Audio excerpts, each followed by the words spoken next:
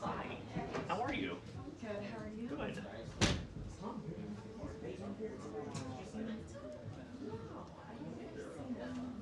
I'm not sure.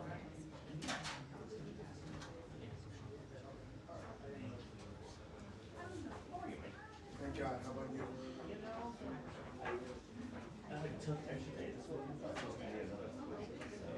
It's never enough. No, it's exhausting. Especially in this line of work, huh? No, there's no cutoff. I'm sure you were checking texts and emails and yeah. It's like I just need to go. But the Wi-Fi started working. Yes, Yeah. thank you for They that. upgraded everything over the weekend, and when they say upgrade, I'm always like, hell is over on Monday. So Yes, thank you for helping that. I'm glad it worked out. Yeah, yeah. There might be if you submit a new thing, a new request, and add my email address as the sponsor, I can redo it. They upgraded the system over the weekend. That's what I think it's. You have my email, right? Yeah.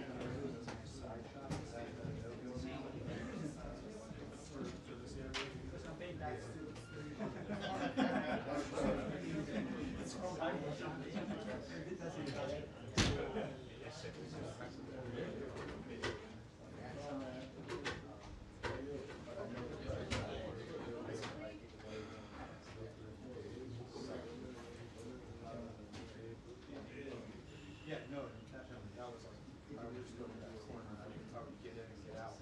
Yeah, I guess I've been, I guess. Yeah. But you were the. Oh, all right. I was here.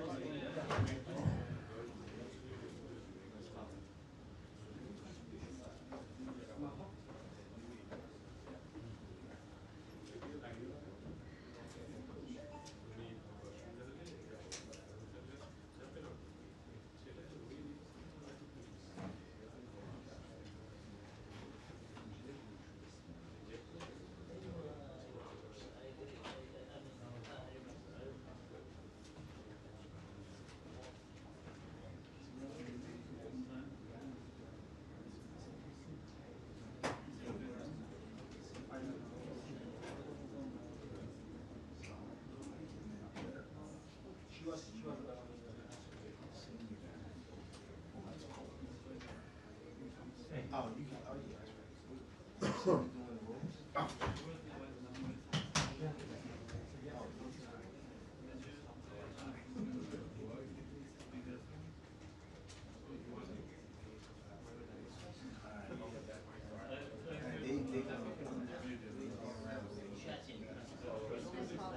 No.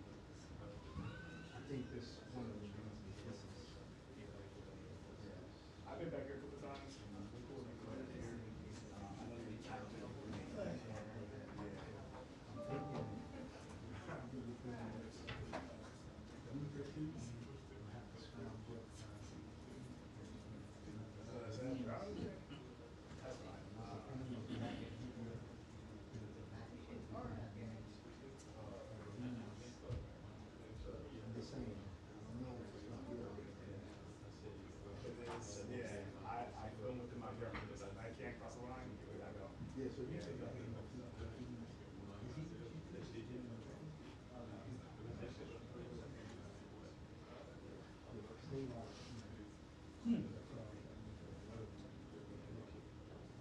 She didn't know that I actually wanted it, but he was the secretary. He's SVT. Yeah. He's SVT. And he was very so she should know it too. But yeah, so we know. We know across the line.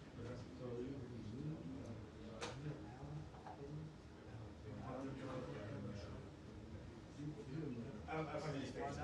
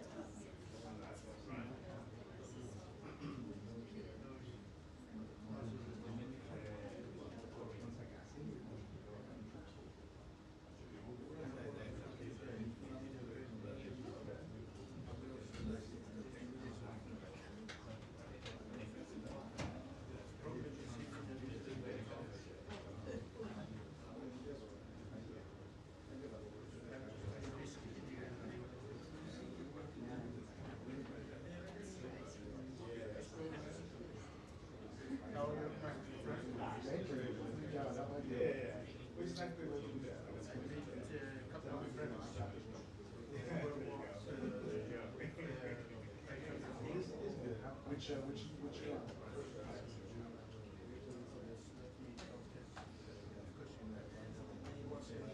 oh yeah. I haven't met most of the people I was invited. You might know the most they have.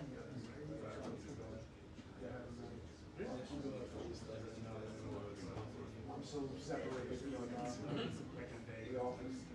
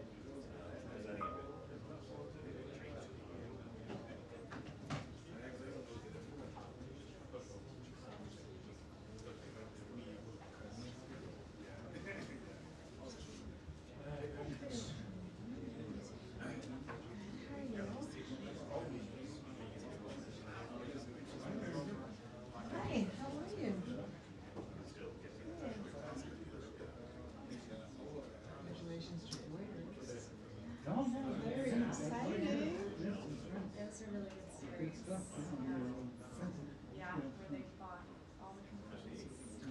Yeah, it's really interesting.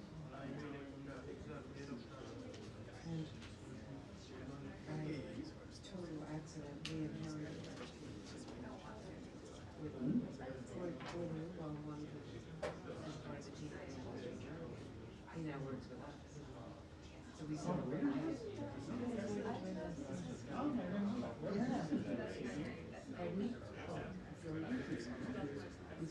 How recent? Yeah, that's it. Yeah.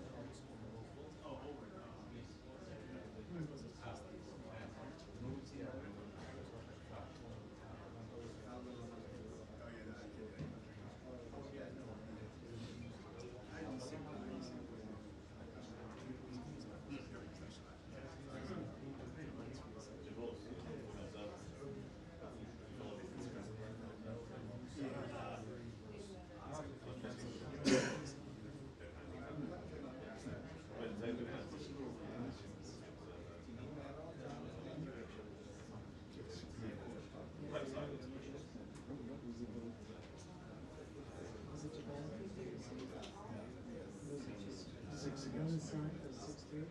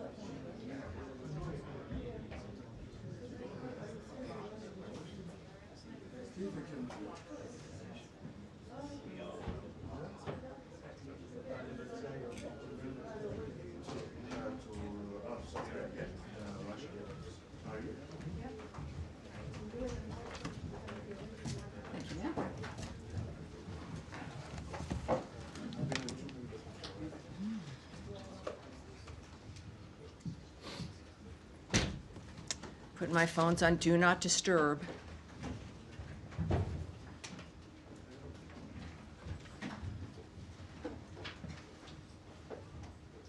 Cool. All righty, everybody. Thank you for being here. Give you a couple more minutes. I know I scooted in here before the 2 minutes was 2 minutes. How's everybody today? Looks like it's nice out there. Good.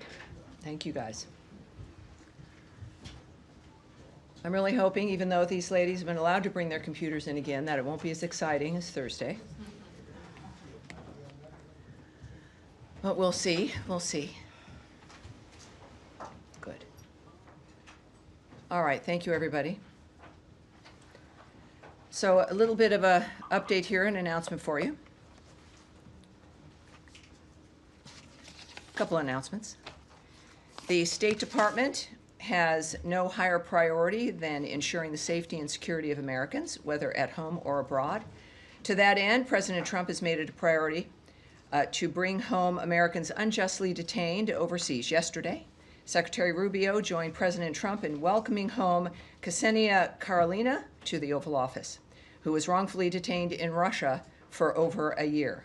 In his first 100 days, the 47th president has secured the release of 47 unjustly held Americans. No administration has worked so hard or so quickly to bring home U.S. citizens imprisoned abroad. That is because of the leadership of President Trump, and we are committed to bringing home every single American who is wrongfully detained around the world. Secretary Rubio also joined President Trump in the Oval Office today for a meeting with the Canadian Prime Minister. During the meeting, Prime Minister Carney described his intention to increase Canada's defense spending, exceeding President Trump's leadership there and the demand of what he was looking for.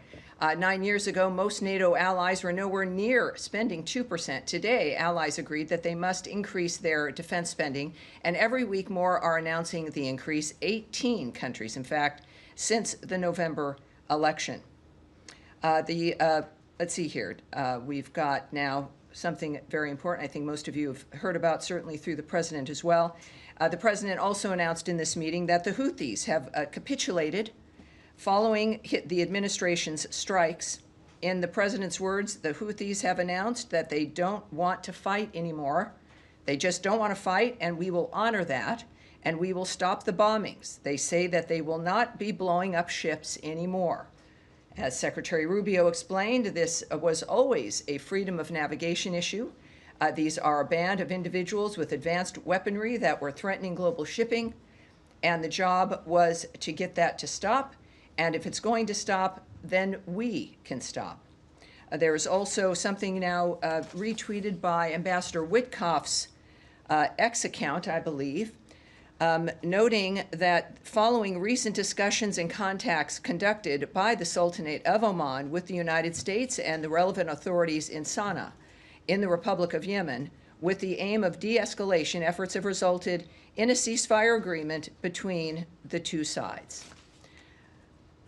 So that's always a good thing. Now, in another important announcement, Secretary Rubio has decided to merge the responsibilities of the Office of the Palestinian Affairs Office fully into other sections of the United States Embassy in Jerusalem. This decision will restore the first Trump term framework of a unified U.S. diplomatic mission in Israel's capital that reports to the U.S. ambassador to Israel. Ambassador Huckabee will take the steps necessary to implement the merger over the coming weeks. The United States remains committed to its historic relationship with Israel, bolstering Israel's security and securing peace to create a better life for the entire region. And now I will take your questions. Daphne. Thank you. On the ceasefire deal with the Houthis, could you give a sense of how the State Department was involved in this? What did U.S. engagement with Oman and the Houthis look like on this? Well, we've got some details. Again, I've noted to you what the Omanis have messaged, again, retweeted by Ambassador Witkoff. I can read you a little bit more here as well that gives you a few more details. In the future, they note, neither side will target the other, including American vessels in the Red Sea and the Bab el-Mandab Strait. ensuring freedom of navigation and the smooth flow of international commercial shipping. The Sultanate of Oman expresses its gratitude to both parties and their constructive approach that led to this welcome outcome, and hopes that it will lead to further progress on many regional issues toward achieving justice. So at that point, though, there's more that obviously you want to hear about, obviously some of the details, and I would expect I'll have more for that, on that for you probably on Thursday's briefing. We'll look for it there. Andrea. Thank you. Can I follow up on that, please? Sure, of course.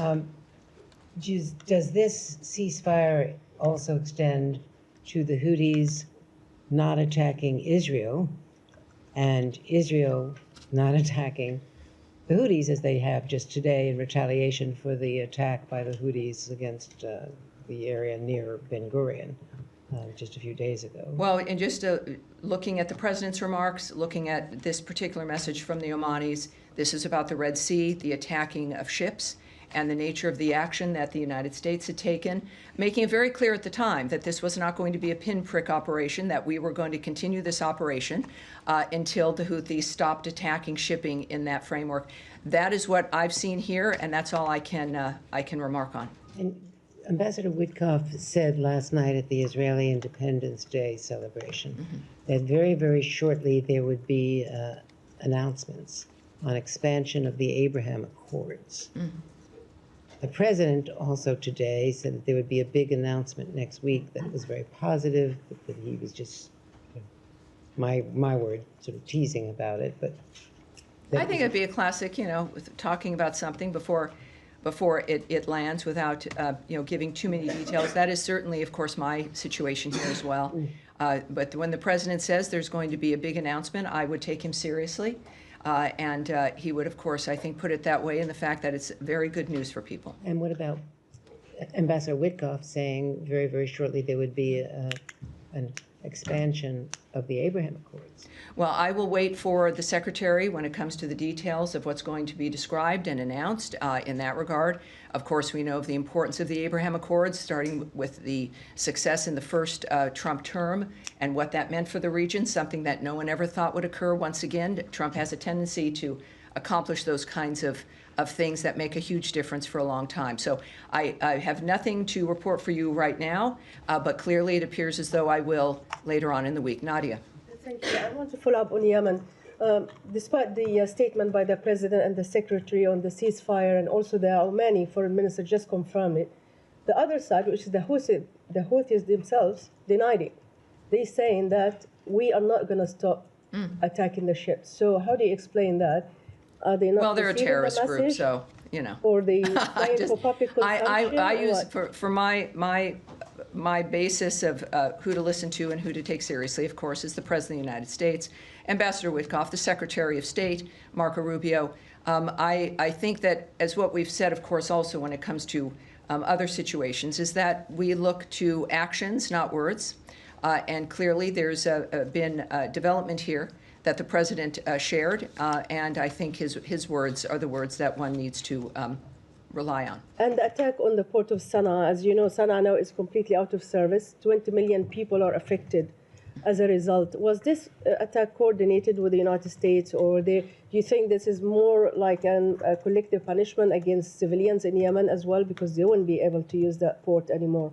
Well, I certainly, I would refer you to the DOD regarding any questions about American action, certainly with the operations that we'd had against the Houthis and the shipping issue. But I can't speak to any action, of course, that Israel may have taken or the nature of any of that. But in regard to the rest of this, President Trump categorized this as some very good news. That the Houthis announced, again, they don't want to fight anymore, and that we will honor that and stop the bombing. He said they have capitulated. And again, we had a very specific framework there, but again, I'd refer you to the DOD in regard to that. Matt Lee, interested in the subject line? Sure. I still just don't really understand what, I mean, if the Houthis have only agreed to stop attacking American vessels, and you guys have only agreed to stop attacking Houthi targets, that does not really fall into line with what Secretary Rubio has said, which is attacks on all international shipping in the Red Sea.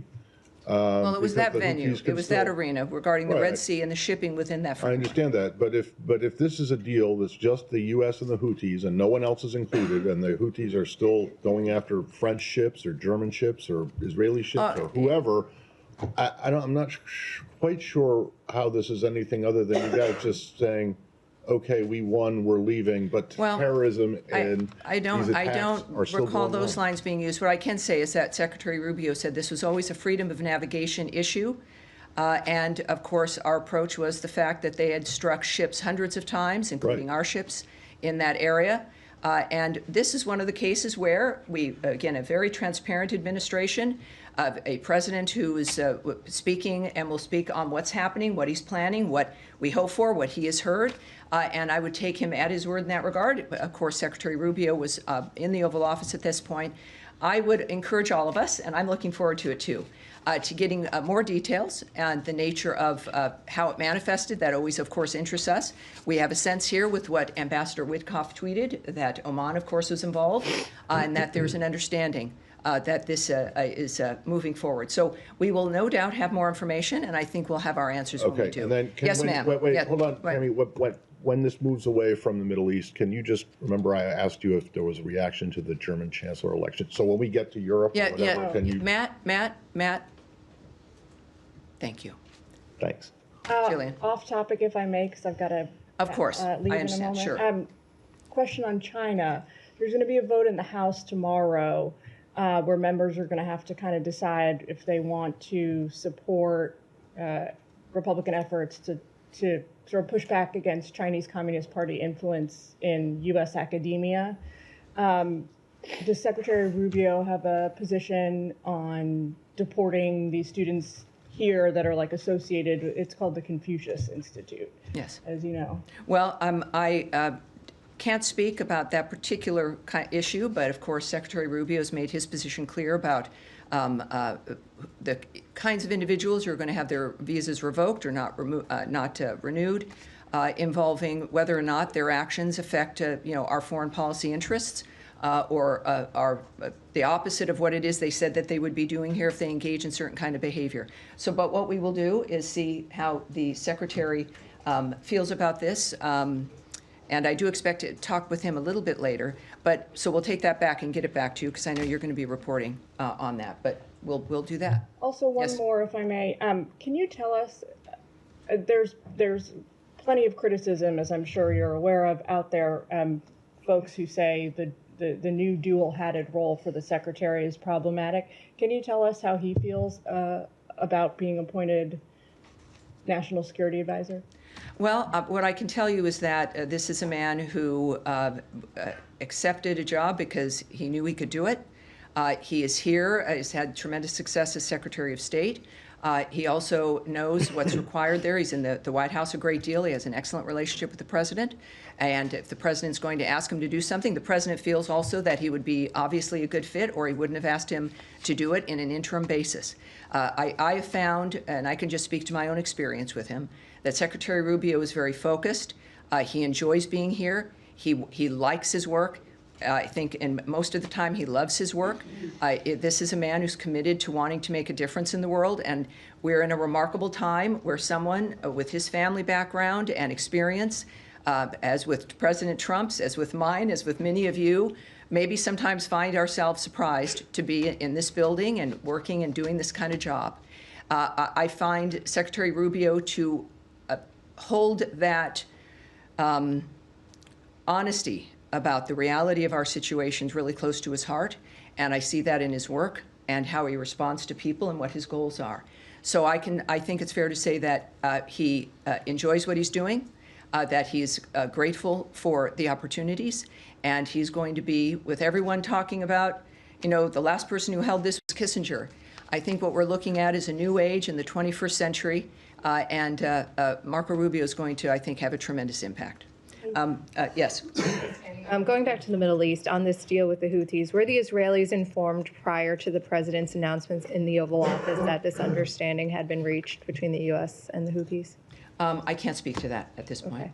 And then on this foundation that was teased this weekend about delivering aid to Gaza, the UN and aid community have unanimously rejected this. They say that it goes against the humanitarian principles of objectivity. Is the U.S. going to take that criticism into account as it tries to move forward on this, or is it a done deal and we should expect? Well, first of all, I'm not going to get ahead of what will be a very important announcement for those who know, speaking about the issue of getting aid into Gaza.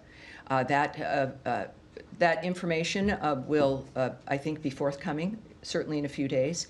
So I'm not going to get ahead of the nature of what complaints might be or who is unhappy, but I have a feeling that I'll have plenty to say, as will many others, when this is formally announced. And it will be very, very good news, so we're looking forward to that.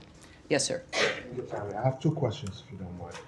My first, just on the announcement you made about the Palestinian Affairs Office of merging it into other sections of the embassy.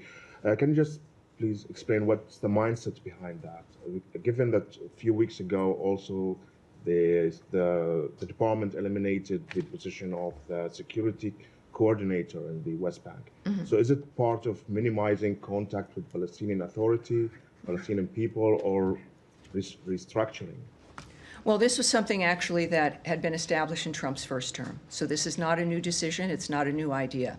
It, in fact, restores his first-term framework of a unified U.S. diplomatic mission in Israel's capital that reports to the ambassador to Israel.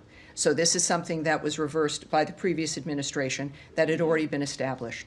Ambassador Huckabee, of course, is in charge, will be taking steps to do this. But it also is not a reflection on any outreach or commitment to outreach to the people of the West Bank or to Gaza. It really is actually very similar to what's happening here with the bureaus, with our reorganization. It is making sure that the issues that are important are all working together, right, are not segmented out, so that the interests of the embassy, very, very much like the interests of our foreign aid and other actions, can work together in the Bureau as one entity. And that was the intention of that. And again, it was established in the first term. And now this is just being restored effectively to reflect the president's vision. My second question is, today the Egyptians, some sources in Egypt said that they received a U.S. proposal for a ceasefire in Gaza. This happened a few minutes before the president himself announced that there will be good news.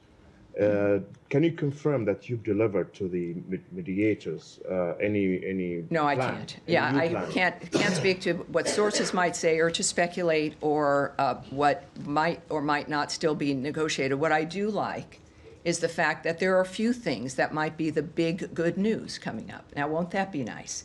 So this is something that, what is this? So it's Tuesday, so we have a few days left to go. But it's going. But there is good news. I think, just like today with the news of the Houthis, that there's good news and that the work can reap dividends, as we've seen in the past with President Trump's intentions in his work. So I'm sorry, I can't answer that specifically. Yes, sir. Thank you very much. On March 8th, you ended the waiver that allowed Iraq to import electricity from Iran. But Iran continues to import electricity to Iraq. What is your comment on this? Well, as part of the maximum pressure campaign, the waiver for, you're right, for Iraq to import Iranian electricity was not renewed last month, March of 2025. The government of Iraq is taking steps to secure alternate sources of electricity, including through expanding gas capture and increasing imports from other neighboring countries. Some of these efforts are directly benefiting U.S. companies, including the recent signing of memorandums of understanding with UGT Renewables and GE Vernova. And of course, we continue to support all of efforts, all of the Iraqis' efforts to end their energy reliance on Iran. All right, yes, sir. Yes, hi, thanks, Tammy.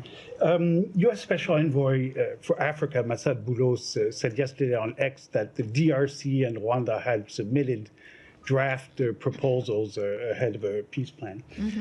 And parallel to that, the Rwanda's foreign minister today actually told AFP that they had agreed and set out on a calendar and that there would be a meeting of the foreign ministers end of May or mid-May in Washington, and then a final, hopefully, peace agreement in June. in Washington. Can you confirm any of those? Of that Well, calendar? what I can confirm is this. Of course, the important historic meeting that Secretary Rubio established that happened on April 25th with the foreign ministers of the DRC and Rwanda occurred, of course, and at this meeting, both sides committed to reaching a resolution. This is a decades-old conflict, and they signed a declaration of principles. The date involved in that was May 2nd, which was a date for them to make additional outlines of what it was they were going to do to reach that principle and that goal of ending that conflict. So that was outlined in the Declaration of Principles. Both of them, in fact, by that date, submitted the inputs, their ideas for a draft peace agreement and a roadmap for peace. When we think about the remarkable establishment of this, some conflicts that are so old or not as looked at as much as others that are in the world, we are working on all of them, and this was a tremendous achievement. So both did meet that deadline. We welcome, of course, those details and recognize this is an important step toward fulfilling the commitments made in that Declaration of Principles. And we are going to build on the momentum and continue to work with African Union partners and both of the parties to get to an agreement that delivers a durable peace, economic prosperity, and stability in the region. Senior Advisor Boulos's meetings in Doha last week, in fact, were a further step toward that goal. And that's all I can report to you. But it's more good news. What do we know? Yes, sir. Thank you, Tammy. Moving to Ukraine, if I may. The president has been discussing Ukraine peace efforts with foreign leaders. We heard from the White House over the weekend about the call with Erdogan. We heard him saying it today with Canadian Prime Minister. Yes. The caveat that you cannot walk us into the White House discussion. Let me ask you this. Does that mean that you guys are staying very much as a key mediators, contrary to the media reports, and that following minerals deal, talks are entering right now into a new phase? Well, first I can tell you, of course, there were some erroneous reports, fake reports about the nature of where we stand. I made a number of comments in the midst of those reports debunking them. The fact is that Ukraine, of course, we've been its largest supporter. We remain its largest supporter. We remain within our posture of being mediators within this framework. But as I think I said to you last Tuesday, a week ago, was that we do recognize, and everyone has to, that both parties must come up with their proposals for an enduring peace, that we are looking for that progress. And that is because we have a time, in our minds, the president has noted that this can't go on forever, as has the secretary.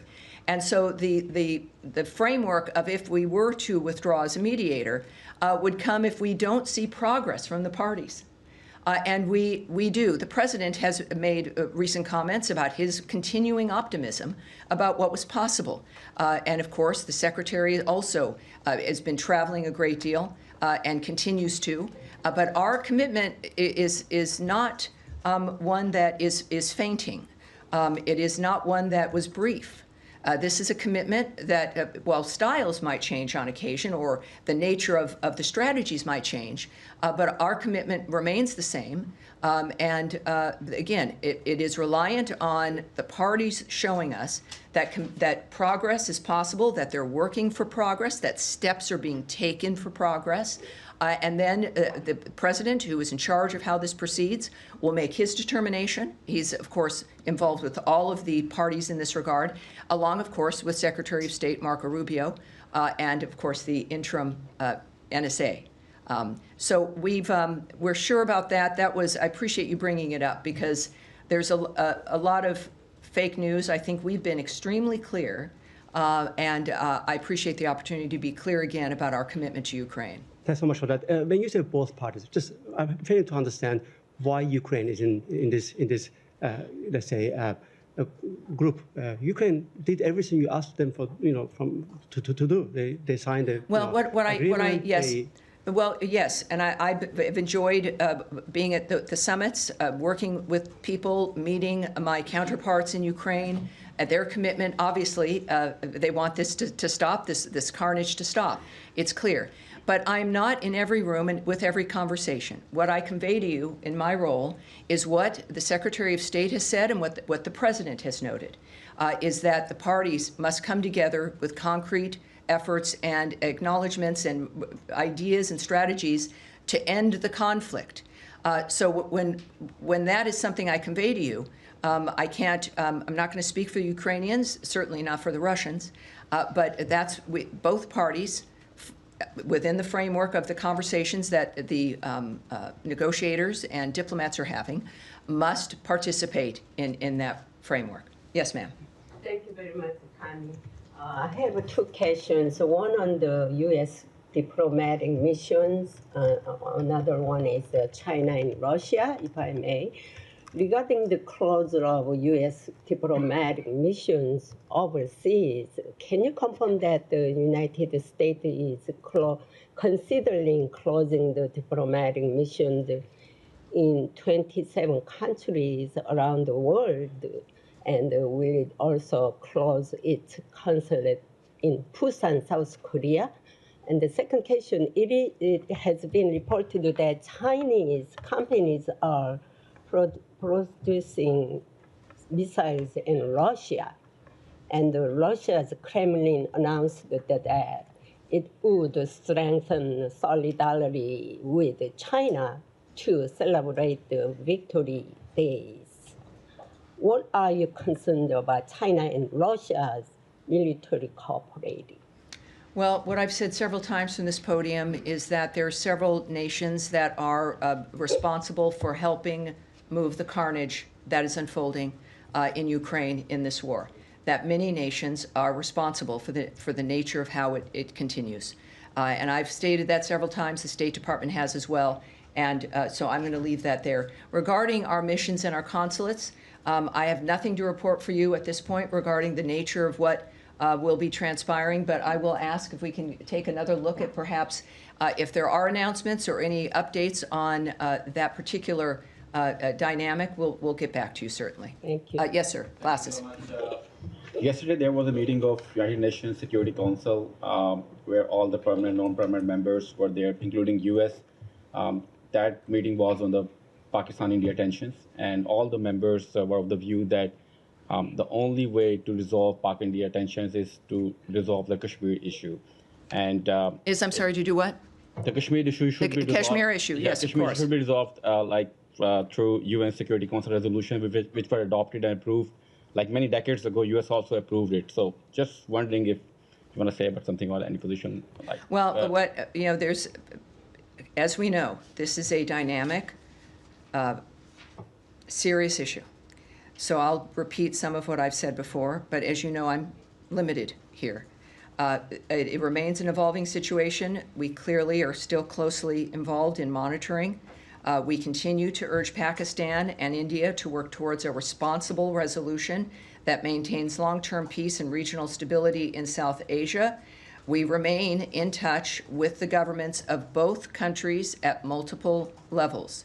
We are not watching from afar in that regard. We are engaged. We're aware of various reports that are happening in the midst of this very delicate situation. And of course, I think with not being involved, certainly in the phone calls, it's comfortable to have tremendous trust in the President and in the Secretary of State when it comes to how this is unfolding. So I think, all right, yes, sir. Yeah, thank you, we'll move on. Do you confirm that there's a meeting with Iranian this Sunday? This is the first. And the second one, is there any connection between the Houthi ceasefire and your diplomatic engagement with Iran? This is the Houthi dynamic and other things that are unfolding. We have news every day, fortunately, much good news. And this has been a commitment from day one, right? From the moment and before, certainly back to his first term, what President Trump has been interested in. So while we're going to have all kinds of things that might happen at the same time, it's important to not conflate them. That we have results of things that have been worked on for weeks and months that are now coming to fruition. Also, the President's interest in, as an example, the aid to Gaza and his personal involvement and commitment to having that get resolved is something that does make things move faster, but everything his administration does is fast-moving. So I would say that is to be cautious in the fact that we're looking at the development of things that are important but have been in the works for a long time. and are not tied to a certain development or linked to one thing or another. But you're going to have things happen at the same time when you've got a singular region, multiple issues happening, multiple negotiations, multiple efforts for ceasefires. Inevitably, things are going to happen simultaneously. But I think that is the result of the kind of work that we've been engaged in for weeks now. And so that's all I can say about that. What about the meetings with Iranian this Sunday? We've had that question before. Certainly last week we addressed it. I have no specifics for you about what is occurring, and I can't confirm what will occur. But as soon as we do, and if we do, you will hear it right from this podium. No meetings All right, yes, sir. so far. Thank you. My colleague that me asked one of my questions, but the Trump administration released a budget blueprint on Friday. It's not a leak or a draft. It's an actual budget blueprint that they sent to Congress, and it includes massive cuts for the United Nations. So with Ambassador-designate Waltz heading there, presumably at some point this year, I mean, what is going to be his mandate? Is he going in with priorities to advance certain U.S. interests, or is he going in with more of like a Secretary McMahon's mandate to kind of start to unwind things, so to speak? What is his mandate going to look like? Well, I think that conversation is something that President Trump and soon-to-be Ambassador Waltz would be having. What we do know is that what the White House submits to Congress is a budget that reflects their commitments and what they want, and it certainly is consistent with the nature of what they're trying to do with government, which is not just for the sake of making it smaller, but making it more efficient. You've got to be nimble, and you've got to know what your mission is. You've got to be spending money based in a way that is a reflection of what the American foreign policy is, what our values are, and that bigger doesn't necessarily mean better. It certainly doesn't mean necessarily that you can get things done. As a matter of fact, the more bureaucracy, the less that you're able to accomplish. So from the start, and I have a feeling we might be talking about this for 4 years, is the fact that just because something is changing or looks different doesn't mean it doesn't exist or it's not going to do the same job.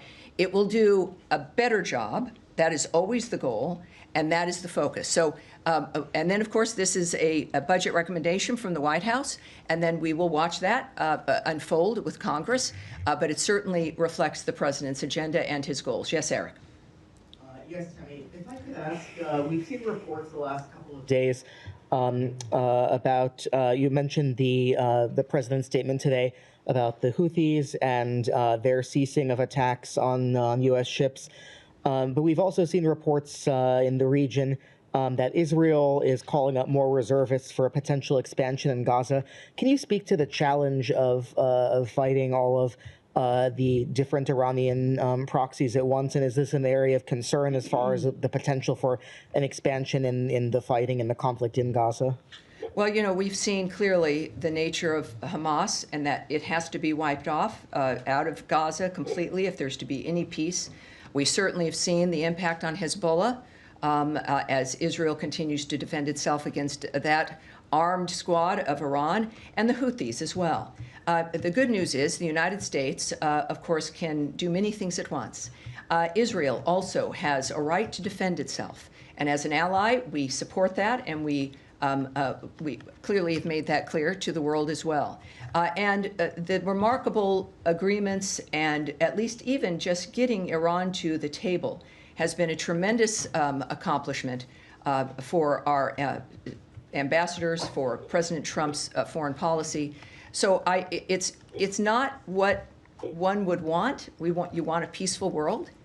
President Trump came into a world that was left behind through the previous administration in a condition that required immediate intervention. And that is what he has done, and that is what the American people expected. He is acting on that expectation. Again, a lot of us would, certainly everyone involved in these conflicts and wars, this is not what any family anywhere in the world imagines what the next day would be for their families. And I'm proud, and we all should be, that the United States continues to work to change all of these conflicts, to bring them to heel, to stop them, and to make people's lives better. I'm very excited that many efforts are going to bring fruit to our conversations, and we'll be able to talk more about that later in the week. But no, I think that when it comes to Israel defending itself, us supporting Israel, and the nature of our commitment for peace in that region, Iran is certainly at that framework, and we have tremendous ambassadors like Steve Witkoff setting the table there about what needs to happen for the country, for the region, and for the world. All right. Yes, sir.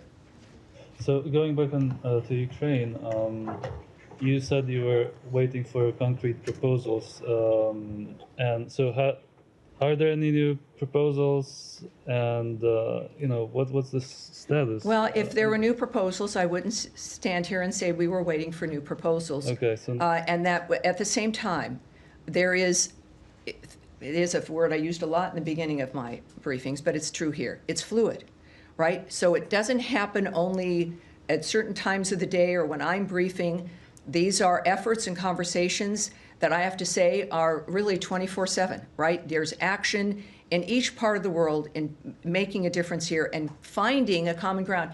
Secretary Rubio has noted on a few occasions that, in some ways, getting them to the table was the easy part. And then you have to discuss, you want the ceasefire, you want the slaughter to stop. Then it comes down to how do you get two parties like this to agree to stop, in a durable way, in a long-term way. That's the difficult part. We've got to get to that ceasefire part. But the conversations, that's why there's been this dynamic of we've got to see progress in order for us to understand the process and how our process and how our posture in that will continue. And that becomes the question. So let me ask you a more broad Because you question. asked me in a different way. No. All right, go, give it a shot. With regards to the negotiation, but also broader, do you still support the principle of territorial integrity and not changing? That's a much easier, much different question. By force? Obviously, I'm not. Now, if we were at a seminar somewhere at my alma mater at USC, I would love to have that conversation with you, but I won't here today. Matt, so you wanted me to follow up on the German elections, is that right? No. The election of the chancellor. Yeah. If you have something. Yes. So we congratulate Friedrich Merz on his election as chancellor in Germany. We will continue to work with Germany and its next government to ensure the security of the United States and Europe. Okay. So there you go. Congratulations to the new chancellor. Wait, hold on. Matt, that's it for today. Thank you, everyone. Have a great day. Thank you. Thank you, everyone. Oh, well, yes. Actually, there is one more thing. And thank you for this as we move on from congratulating people. There is two individuals that I think this is an important thing and that I wanted to make note of, and certainly the people that I work with wanted to make note of. So before we conclude officially, I want to take a moment to honor the lives and legacies of two towering figures in American diplomacy, Ambassador Ruth Davis and Ambassador Lino Guterres, both of whom we sadly lost in recent days. Ambassador Davis was a trailblazer whose distinguished service as a director of the Foreign Service Institute and the Director General of the Foreign Service shaped generations of diplomats. Ambassador Guterres served our nation with great distinction as U.S. Ambassador to both Argentina and Nicaragua. A steadfast champion of diplomacy, his commitment to service inspired many. We remember them not only for their contributions to our country, but for the grace, wisdom, and integrity they brought to the craft of diplomacy. Their absence leaves a profound void, and their legacies endure. May their memories continue to inspire us all. Again, Ambassador Ruth Davis and Ambassador Lino Guterres. That's how we'll end today. Thank you, everyone. Have a great day. Thank you for mentioning Thank you. them.